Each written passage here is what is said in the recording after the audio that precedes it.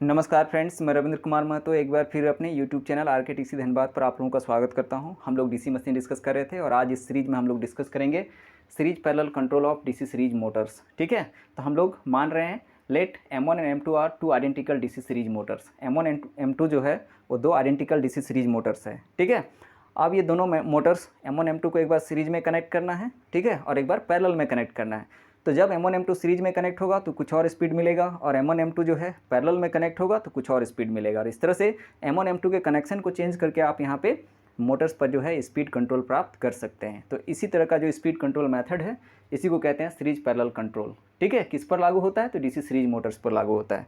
और इस तरह का स्पीड कंट्रोल जो है ट्रैक्शन सिस्टम पर जो है ज़्यादा उपयोग किया जाता है। ठीक है, तो अब जो है सबसे पहले जो है हम लोग M1 M2 को सीरीज में कनेक्ट करते हैं। तो देखिए M1 M2 को सीरीज में कनेक्ट कर दिए हैं।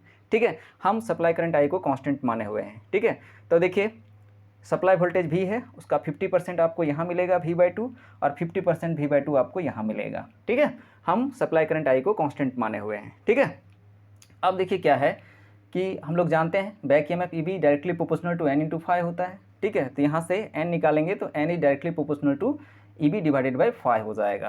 ठीक है, तो अब देखिए क्या है, हम मान रहे हैं सीरीज कॉम्बिनेशन के लिए ये जो EB1 है, ठीक है, ये भी V/2 के बराबर मान रहे हैं और EB2 को भी V/2 के बराबर मान रहे हैं।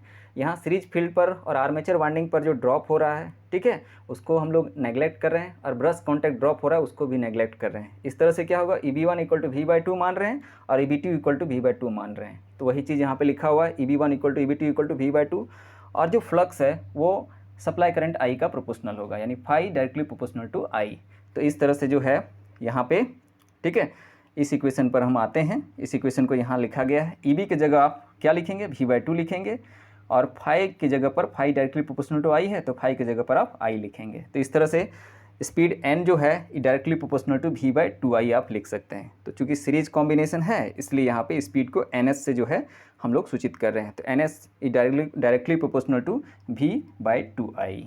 ठीक है, वहीं देखिए टॉर्क जो होता है tau d directly proportional to phi × IA होता है।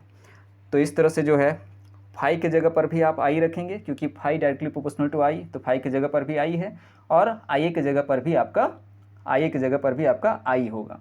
इस तरह से टॉर्क जो है, ठीक है, टाउ डी एस, ठीक है, is directly proportional to I² होगा। यहाँ भी जो टाउ डी एस में S जो सफिक्स है वो सीरीज कॉम्बिनेशन को रिप्रेजेंट कर रहा है। ठीक है, तो tau d s is directly proportional to I²।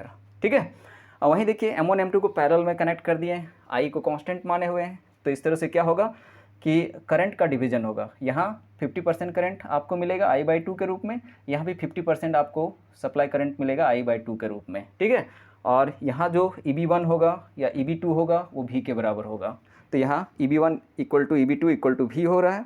ठीक है, यहाँ भी जो है आर्मेचर वाइंडिंग का ड्रॉप, सीरीज फील्ड का ड्रॉप और ब्रश कॉन्टैक्ट ड्रॉप को नेगलेक्ट करके चल रहे हैं। तो EB1 = EB2 = V हो जाएगा और जो फाई होगा वो I/2 का प्रोपोर्शनल होगा। तो इस तरह से हम लोग जानते हैं EB directly proportional to N × 5 होगा। ठीक है, back EMF is directly proportional to N × 5। N क्या है, स्पीड है RPM में और फाई हमारा फ्लक्स पर पोल वेबर में है। ठीक है, तो यहाँ से N निकालेंगे तो क्या होगा, N is directly proportional to EB/5 हो जाएगा। ठीक है, तो अब देखिए EB की जगह क्या रखना है, V रखना है और फाई की जगह क्या रखना है, फाई की जगह I/2 रखना है। तो इस तरह से जो है NP directly proportional to 2V/I हो जाएगा। ठीक है, यहाँ P जो है सफिक्स में दिया हुआ है, ये P आपको पैरेलल कॉम्बिनेशन के लिए जो है यूज़ किया गया है, यानी NP का मतलब पैरेलल कॉम्बिनेशन पर प्रत्येक मोटर पर मिलने वाला स्पीड। ठीक है, तो चलिए NP को हम इस तरह से प्राप्त कर लिए हैं। अब देखिए पैरेलल कॉम्बिनेशन का टॉर्क देखेंगे, टाउ डी P। तो टॉर्क क्या होता है, टॉर्क जो होता है फाई × I का प्रोपोर्शनल होता है। तो यहाँ फाई की जगह हम I/2 रखेंगे।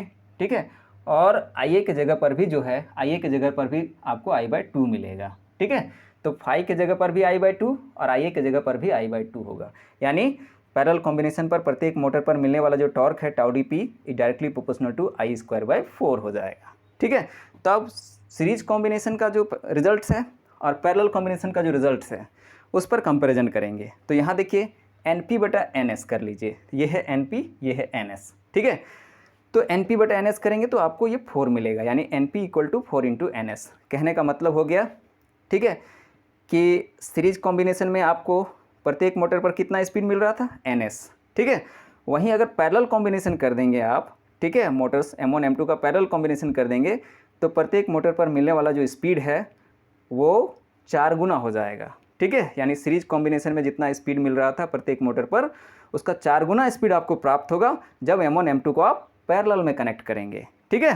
तो पैरेलल पर जो है 4 गुना स्पीड मिलता है। किसका 4 गुना? तो सीरीज कॉम्बिनेशन में जितना आपको प्रत्येक मोटर पर स्पीड मिल रहा है उसका 4 गुना स्पीड मिलेगा जब M1 M2 का आप पैरेलल कॉम्बिनेशन करेंगे। वहीं देखिए पैरेलल कॉम्बिनेशन पर जो आपको टॉर्क होगा वो सीरीज कॉम्बिनेशन में जितना टॉर्क मिलता है उसका 1/4 मिलता है आपको। तो इस तरह से जो है हम लोग सीरीज पैरेलल कंट्रोल द्वारा जो है डीसी सीरीज मोटर्स का स्पीड कंट्रोल कर सकते हैं या स्पीड और टॉर्क को वेरी कर सकते हैं, ठीक है। तो इस तरह का स्पीड कंट्रोल जो है ट्रैक्शन सिस्टम के लिए काफ़ी ज़्यादा उपयोगी होता है। आशा करते हैं ये वीडियो आप लोगों को पसंद आया होगा। वीडियो पसंद आता है तो वीडियो को लाइक करें, दोस्तों के साथ शेयर करें और चैनल्स पर नए तो चैनल को सब्सक्राइब कर लें। धन्यवाद।